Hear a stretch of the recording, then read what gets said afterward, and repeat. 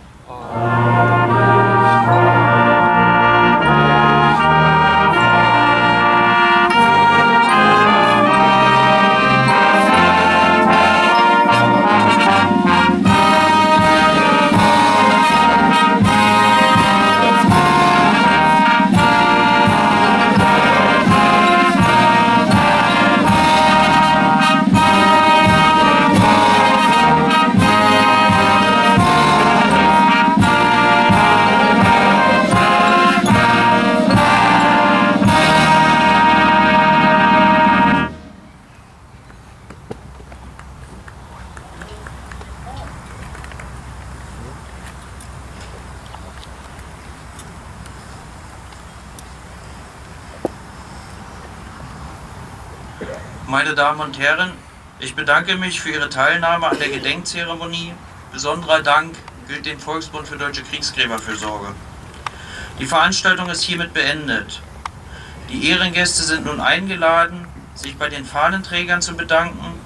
Danach folgt der Ausmarsch der Fahnenträger, gefolgt von den Ehrengästen. Der Empfang ist für Sie neben dem Informationszentrum vorbereitet. Hier wartet ein Ehrenwein auf Sie, bereitgestellt durch den Volksbund Deutsche Kriegsgräberfürsorge sowie ein kleiner Imbiss, zubereitet von den Fallschirmjägern. Auf dem Weg zum Empfang besteht für Sie alle nun auch die Möglichkeit, sich eine persönliche Grabstelle auszuwählen, um dort eine persönliche Ehrung vorzunehmen, indem Sie das kleine hölzerne Kreuz des Volksbundes an einer Grabstelle pflanzen. Ich danke Ihnen. Je vous remercie de votre présence ici aujourd'hui. Un grand merci également au service pour l'entretien des sépultures militaires allemandes. Cette cérémonie est à présent terminée. J'invite maintenant les autorités à venir saluer les porte-drapeaux. Puis les porte-drapeaux se retireront suivis par des autorités. Un vin d'honneur préparé par le service pour l'entretien des sépultures militaires allemandes et les parachutistes de la première brigade aéroportée vous attendent à côté du centre d'information situé à l'extérieur du cimetière. Avant de participer à cette réception dans la Normandie, en Normandie, lecture, the three students, Brice, Léa, and Hugo of the Lacombe Primary School will share with you the experiences that the British, American and German soldier had here on the very 6th of June 44, the day of the disembarkment here in Normandy. The students will read the citation in French language. You will find an English version in your program.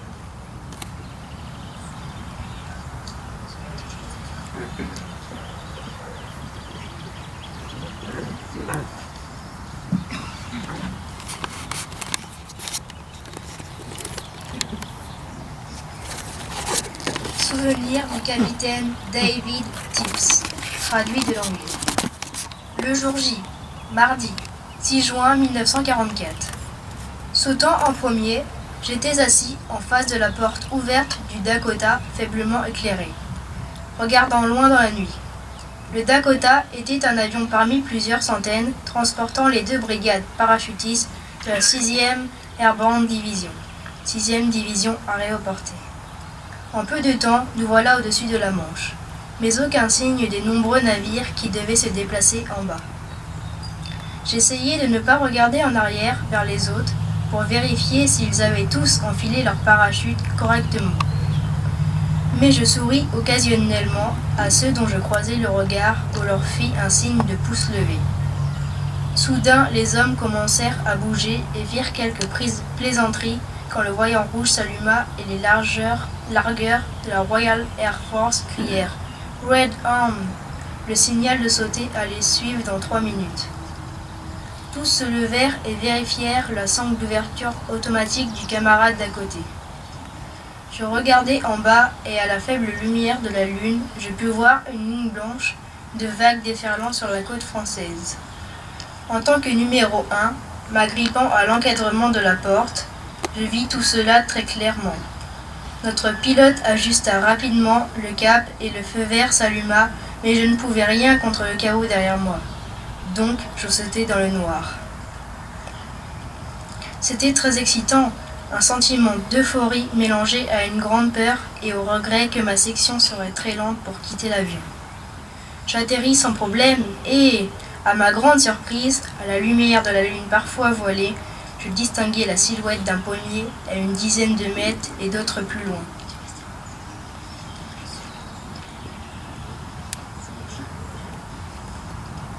Citation d'un soldat américain du 6e régiment de la 1re division d'infanterie de l'armée américaine qui a participé au débarquement dans les secteurs de Mabich.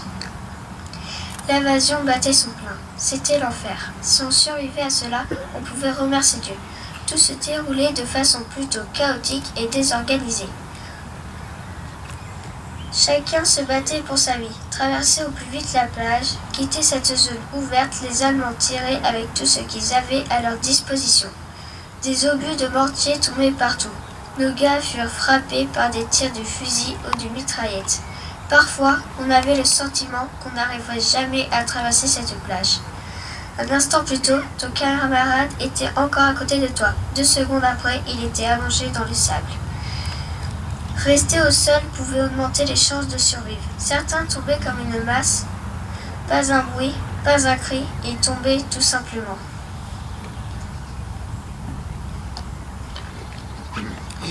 Citation du soldat de première classe Kurt Keller, 352e division, traduit de l'allemand. On est le 6 juin 1944. Cette journée historique bouleverse la vie de Kurt Keller, soldat de première classe dans l'armée allemande. Aujourd'hui encore, il voit ce soldat devant lui, un GI qui avait presque réussi à traverser toute la plage de Omaha Beach. Je le vois courir vers la falaise, dit Keller. Keller le voit tomber par terre, et ce souvenir l'émeut toujours. Là, ce soldat américain tombe à genoux. Il prend sa mitraillette à 2 mains et tend les bras. C'est un peu comme s'il voulait donner son arme à quelqu'un. Puis, la pose devant lui dans le sable. Il enlève son casque, le pose également dans le sable et joint les mains. Ensuite, il jette la tête en arrière et regarde vers le ciel jusqu'à tomber, son visage dans le sable trempé de sang. Voir cet homme prier une dernière fois vers le ciel a marqué un tournant décisif dans ma vie. Ce qui touche ce jeune volontaire, ce ne sont pas les milliers de morts ou l'immense souffrance, mais ce soldat américain. Il a changé ma vie. Dans les jours qui suivent, Keller décide de ne plus tuer pour Hitler. Pour ne pas délaisser ses camarades, il attend la fin de la bataille, puis il décide de s'enfuir et de tourner le dos à la folie de la guerre.